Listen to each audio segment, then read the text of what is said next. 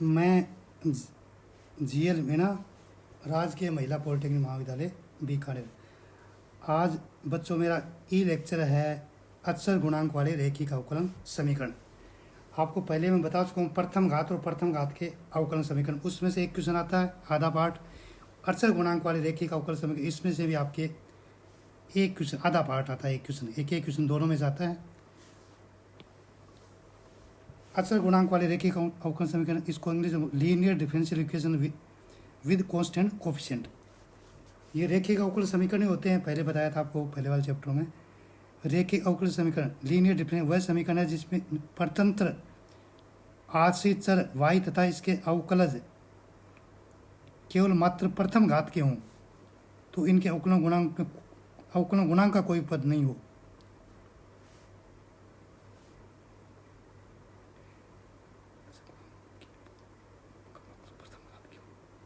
इसका मतलब कि y और dy बाई डी एक्स दोनों का गुणा है वो नहीं होना चाहिए। dy dx अकेला ही होना चाहिए या y अकेला होना चाहिए।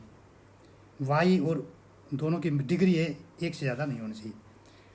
यदि y तथा इसके अवकल गुणांक अचर हों तो इस प्रकार के समीकरण को अचर गुणांक वाले अवकल समीकरण कहते हैं। अब अपने n कोटि के ऐसे समीकरण को व्यापक रूप, अपने व्यापक रूप में इसको ऐसे लिख सकते हैं। अचर गुणांक वाले रैखिक समीकरण dny dx की power n plus p1 dny dn minus 1y dx n minus 1 plus p2 dn d की power n minus 2y dx की पावर n माइनस 2 प्लस सोन plus pn y equal to q। यहाँ पर p1 p2 pn ये सारे क्या अचर हैं और q क्या है, ध्यान रखें q अचर या अक्ष का फलन है। अब अपने पढ़ेंगे अवकल संकारक। अवकल संकारक d या डिफरेंशियल ऑपरेटर d सुविधा की दृष्टि से आश्रित चर y के स्वतंत्र चर x के सापेक्ष विभिन्न कोटि के अवकलों को निम्न प्रकार व्यक्त कर सकते हैं। अपनी सुविधा के लिए dy बाई डी एक्स, इसमें d अपॉन डी एक्स को कैपिटल D लिख दिया। यहाँ d square D X square को क्या लिख दिया, कैपिटल D स्क्वायर लिख दिया। d cube D X cube को कैपिटल D क्यूब लिख दिया और d की power n D X N को d की पावर n लिख दिया। स्पष्ट है कि d upon D X D square D X square D square D X cube d की पावर n डी एक्स के लिए क्रम से क्या लिखेंगे d1 d2 d3 dn प्रतीकों में प्रयोग किया जाता है जो कि विभिन्न कोटि के अवकल संकारक है। ये अपने को याद रखना है, ऐसे रखना पड़ेगा। इन संकारकों का प्रयोग अवकल समीकरण एक में निम्न रूप में लिखा जाता है। एक समीकरण एक में यहाँ लिख दे, समीकरण dn dx की पावर n की जगह क्या लिख दिया हमने dn लिख दिया प्लस p1 d की पावर n माइनस 1 में d की power n minus 1 plus p2 dn minus 2 up to 1 pn और y सब में शामिल है। पूरे समीकरण में हर पद के साथ y है, y को कॉमन ले लिया और इधर राइट में q है। और संक्षेप में ये पूरा फंक्शन क्या है, d का फलन है, तो इसको क्या लिख दिया F D Y is equal to Q. अब प्रतिलोम संकारक क्या होता है, प्रतिलोम संकारक डी इनवर्स ऑपरेटर्स। हम जानते हैं कि अवकल तथा समाकलन परस्पर प्रतिलोम संक्रियाएं होती हैं और यदि डी अवकलज के लिए प्रयुक्त होता है तो संकेत डी इनवर्स या 1 अपॉन डी उसके प्रतिलोम संक्रिया समाकलन के लिए प्रयुक्त किया जाता है। अर्थात 1 अपॉन डी होता है, ये क्या होता है इंटीग्रेशन को रिप्रेजेंट करता है। 1 अपॉन डी मतलब एक बार इंटीग्रेशन, 1 अपॉन डी स्क्वायर मतलब 2 बार इंटीग्रेशन।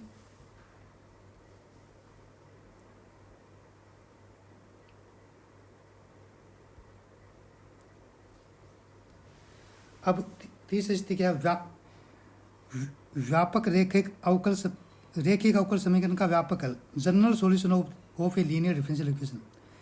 लीनियर डिफरेंशियल इक्वेशन आपको दिया, उसका हल कैसे करोगे आप, तो उसका हल करने के लिए क्या लिखेंगे, व्यापक हल इज इक्वल टू पूरक फलन प्लस विशिष्ट फलन।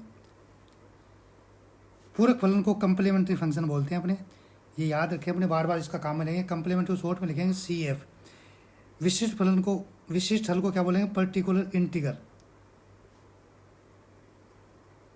विशिष्ट समाकलन बोलते हैं, विशिष्ट समाकलन, इसको क्या बोलेंगे PI। अथवा ये याद रखें y is equal to CF plus PI।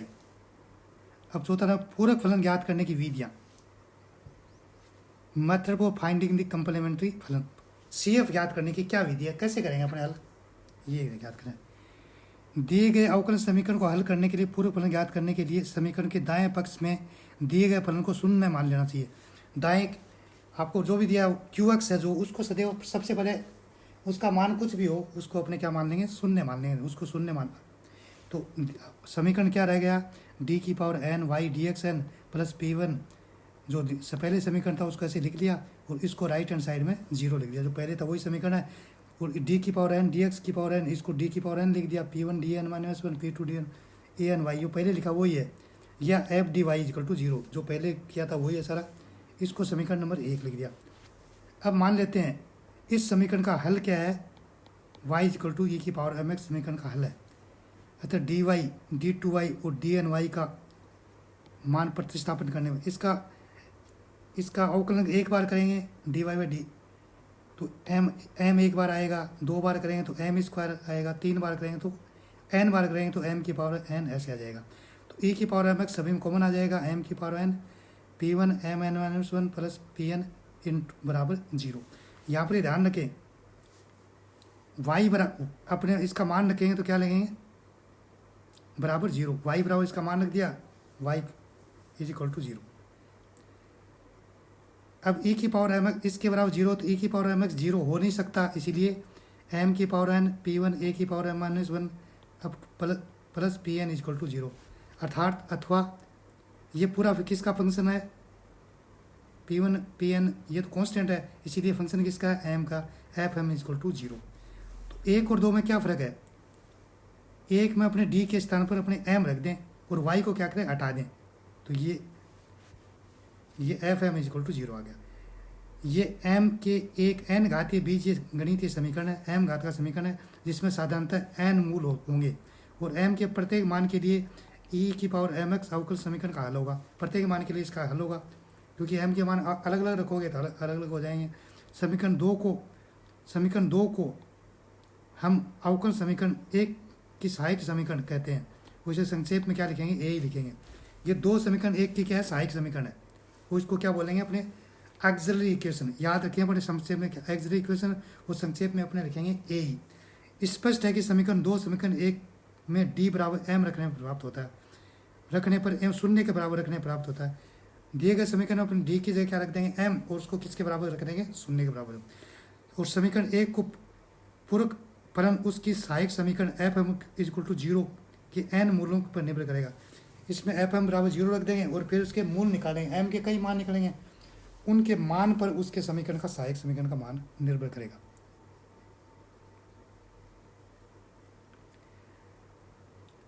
अब अपने एम के मान कई आएंगे, एम के मान मान लो m1 m2 m3 ऐसे कई मान आएंगे।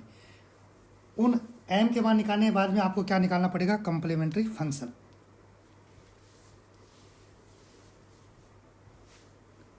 वो कंप्लीमेंट्री फंक्शन याद करें, सबसे पहले निकालने का सहायक समीकरण।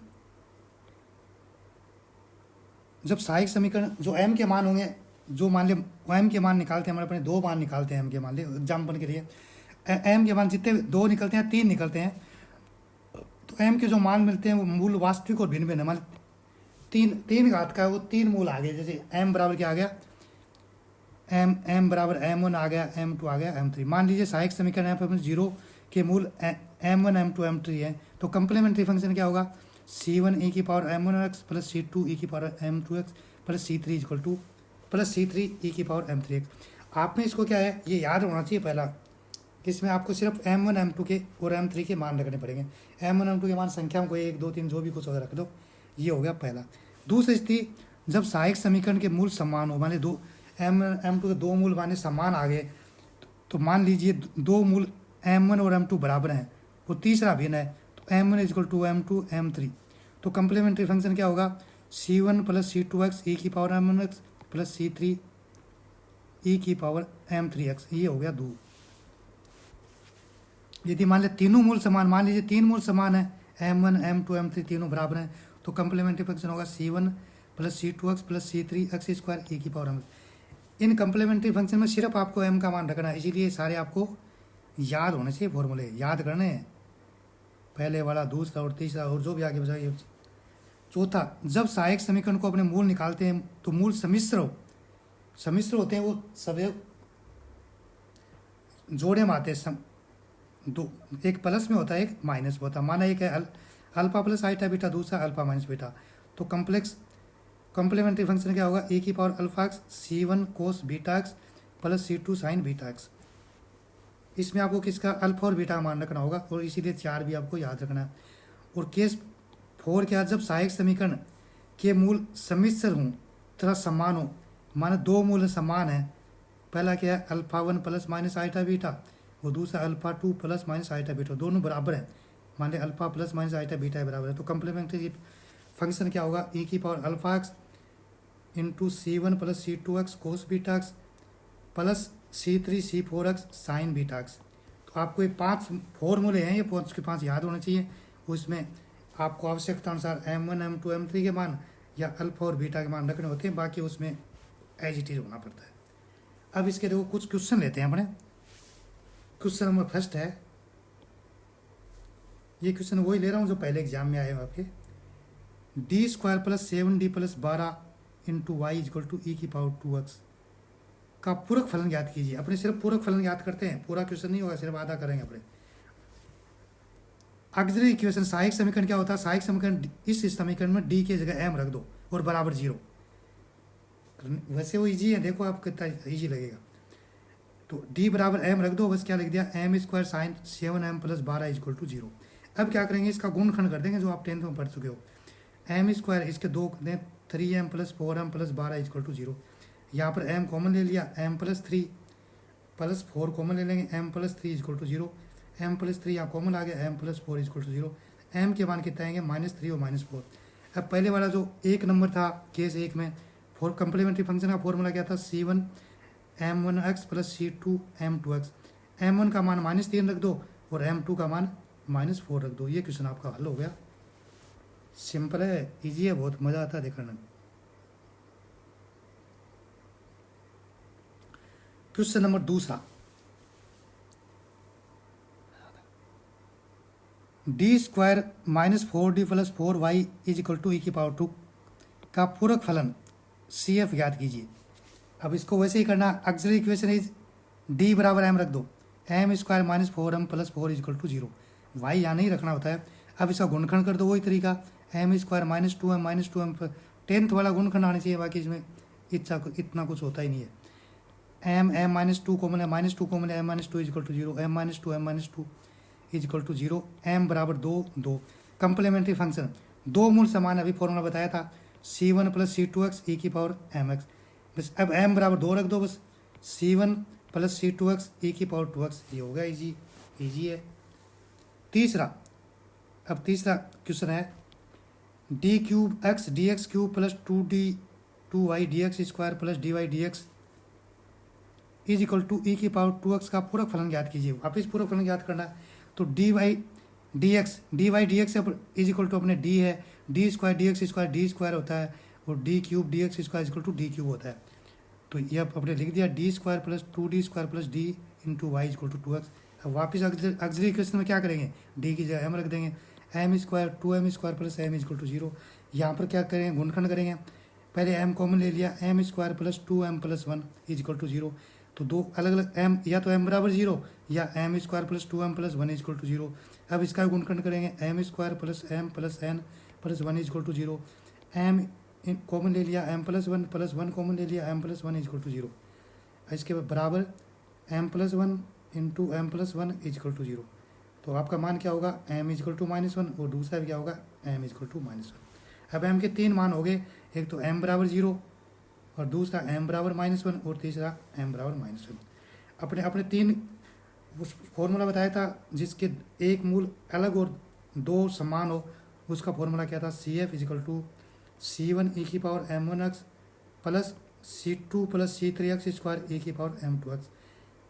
m बराबर 0 रख दो, तो m1 बराबर 0 ई की पावर 0x हो गया, और m2 बराबर -1 रख दियो, C1 प्लस C2 ई की पावर -x। अब e की पावर 0x मान हो गया 1, तो C1 plus C2 plus C3x square E की पावर x, ये इसका हल हो गया।